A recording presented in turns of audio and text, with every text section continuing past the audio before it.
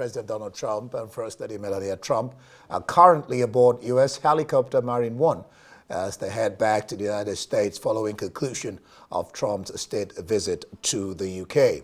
Well, this is after U.S. President Donald Trump and British Prime Minister Keir Starmer formally signed a tech partnership to strengthen cooperation in artificial intelligence, AI, quantum computing, and nuclear energy. Trump's visit has delivered pledges from mostly U.S. tech giants and financial groups to invest a combined $205 billion in Britain over several years. Starmer said it is the biggest investment package of its kind in British history, calling the agreement a groundbreaking one. This major deal has been dubbed the Tech Prosperity Deal. And just look at what we're achieving today together. The deals and investment that you're announcing today break all records. What a day. £250 billion flowing both ways across the Atlantic. It is the biggest investment package of its kind in British history by a country mile.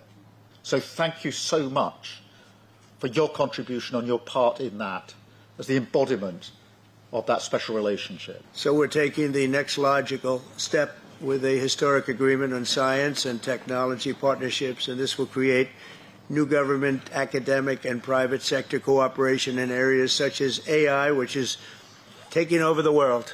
I'm looking at you guys. You're taking over the world, Jensen. I don't know what you're doing here. But with this agreement, our cherished friendship with the United Kingdom is getting stronger and stronger. And again, I want to thank the Prime Minister. He worked very hard on this and getting this deal done. This is long in the making. All right, to provide more insights, I have our Rise correspondent, Labe Olarinoye, joining me from London. Labe, glad to have you join me. First off, this tech agreement, that's a very huge one, 205, is it million or billion dollars of tech, what they call tech prosperity deal. What can you tell us about that deal? And maybe other deals that were signed anyway. Yeah, certainly it's a big one. As you heard there in the SOT there, that Prime Minister Keir Starmer said it's groundbreaking, it's historical. And that's because of the sheer amount of money, $205 billion. But immediately you hear that figure, you think, okay, this is a lot of money. It screams a great collaboration between the two nations who are long-term allies.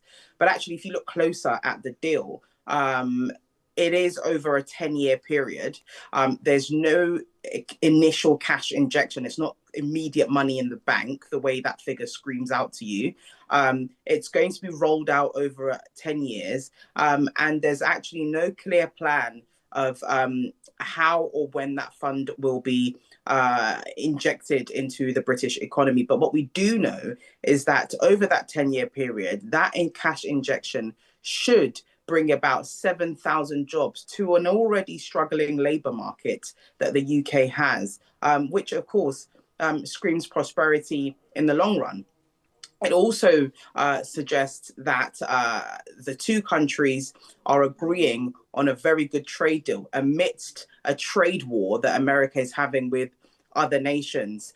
So that, again, is a good indication of future collaborations, a unified interaction and integration between the two nations. But like I said, if you look at it in more detail, it's over a period of time. It's supposed to be led by the big tech companies who were present at that signing, companies like Microsoft and the likes, who, of course, they're present to initiate this deal. So yes, it's good. It's a good indication of trade collaborations between the two nations. But many people, especially those in the industry and those desperately waiting for roles in tech, are waiting with bated breath. Any other deals, or was that just the only deal that was signed? There was talk around the nuclear power deal, something that's been much anticipated, and it was top of the list of the agenda. Now, there were some discussions around that. Finalizations of that, of course, are to come. But the beginning of those conversations have been initiated at the meeting with Keir Starmer today. We also know that a lot of their conversations weren't just around investment, but were also around foreign policy. Foreign policy referring to the conflicts, that of Ukraine, which they seem to be, of course, in line together with. We know that President Trump has been quite hot and cold with Zelensky, who the rest of the European nations seem firmly behind. Majority of them actually seem firmly behind. But actually, in today's meeting, we saw that Mr. Trump had a very calm demeanor, something that we don't tend to see, especially when he's addressing the press.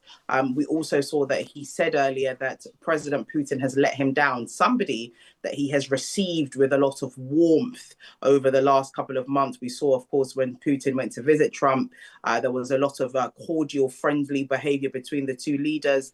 That all seems to be out of the window, according to what he's saying that Putin has let him down. So there is some indication, again, from that meeting that the two countries seem aligned on their stance with the conflict in Ukraine. But where they do tend to disagree is with the war in Gaza. We know that Trump earlier also said quite bluntly to the press and the business leaders that were in the room that he disagrees with Starmer on the British stance on Palestine, something which the rest of Europe seems to be following suit. In a couple of days, Britain might be recognizing Palestine as a state, something that President Trump, of course, doesn't welcome. Now, we know, of course, the roundup of that chat earlier was the very much controversial issue of Jeffrey Epstein, the disgraced financier and convicted sex trafficker. We know that Donald Trump managed to pivot that a little bit and kind of brought it back to Starmer, made it kind of, it's your turf, you answer the questions a little bit. So we saw him kind of redirect that, something that he's been avoiding at home. And of course, he definitely did that again abroad earlier as well. Yeah, well, you've taken the words out of my mouth. Now you brought in that topic. Starmer and Trump seem to have a common denominator, and that's the question of Epstein, because at Windsor, give us the latest on the 4 that were arrested concerning, there were billboards, even on cars, with the picture of Trump and Epstein, and then on the tower, it was projected. And then Mandelson was sacked because of the same Epstein issue. So give us more on that. Well, it's an ongoing issue. I mean, it has come to a head because, of course, Trump has been here for a state visit at a very awkward time for Starmer as well, who has been facing a lot of pressure at home following like you said, Mandelson, who was now the former ambassador from the UK to the US, who was found to have a very extensive and close relationship with the disgraced financier Epstein. Of course, Starmer has been battling that at home, and we saw that led to the sacking of Mandelson. We've also seen pictures of Mandelson and Trump together at the Oval Office. Trump today denied that and said he doesn't know him, which is, of course, a shock to many when you have a picture to back that up. But the two come into relation. Like you said, it's a common denominator between the two, because President Trump has been consistently avoiding any type of affiliation with Epstein for a number of months now. He's done that consistently at home and actually has come down like a ton of bricks on any journalist that dares ask the question around his relationship with Epstein. Now, that van that you can see on your screen there was driven around Windsor because not every person in Windsor, surprisingly enough, welcomed the presence of Donald Trump. In fact, when he came to the UK earlier in the month, when he went to Edinburgh, there were protests all over Edinburgh to do with his relationship with Epstein and also his own domestic policies at home that some British people didn't like. Just yesterday, even when he was at Windsor, we saw that there were protests within Windsor and in London using projections of pictures of him onto the Windsor Castle which led to 4 arrests, including 2 elderly people and 2 young people who were responsible for that. And if you look at the pictures that we're seeing on the screen here, typically the inspection of the guards, the carriage being driven around tends to be on the grounds of Windsor, the town. But actually, to avoid Trump seeing the reactions of some of the locals to his arrival, they managed to do everything and stage manage that within the walls of the castle. And so for that reason, it was all part of this soft diplomacy, soft power that the royal family are known for, to make sure that those kinds of images are out of his way. But the crux of the issue for many people have been his relationship with Epstein, which, by the way, also the king's brother, Prince Andrew, was also involved in a lot of controversy around his relationship with Jeffrey Epstein. So it hasn't come at a good time. It's quite an awkward situation. But all in all, these vans, these projections that we've seen are all part of the underbelly of the British society about how they feel about President Trump, how they place him in society. But actually, politically, he remains a very integral part of not just foreign policy, but even domestic politics, and how the economy will survive with these trade tariffs and so on.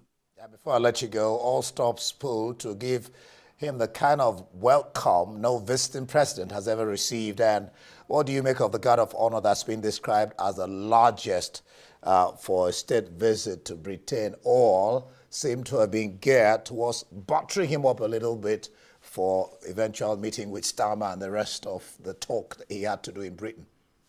Yes, there was a lot of flattery and the display. I mean, if for those who are very much into the royal family, what we call this is pomp and pageantry. This pomp and pageantry that you see on your screens there is typical for the British royal family. And it's their biggest ace card that they used in their soft power. A way in which that they are able, especially for the Americans who are completely in awe and fantasize about all of this pomp, if you like, that the British put on display. And so for somebody like Trump, who is the first ever head of state to have 2 state visits in 6 years, and by the way, he was privileged enough to have those state visits with 2 different monarchs. I don't think that's ever happened before. When he came in his first term of presidency, he was hosted by the then Queen Elizabeth, the late Queen, and now, of course, by his friend, actually, now King Charles. Which he, of course, reiterated that he's known King Charles for a while and has an endearment for him. Everything that took place yesterday at the state banquet, the inspection of the guards, the military display, the air show that was put on, all for President Trump, led him, of course, completely overwhelmed him, which is why he said in his state address at the state banquet that this is the highest honor. That, of course, has all led to his calm demeanor. He's very much open to play ball with the Prime Minister, Keir Starmer, in that meeting today. And we know that because we've seen Trump in previous press conferences. He's not as calm and relaxed and very open to discussions and questions as he was today. So on all fronts, the state visit has been a win-win for both the British royal family, but also, and more importantly, the political society in Britain as well. All right. We'll leave it there.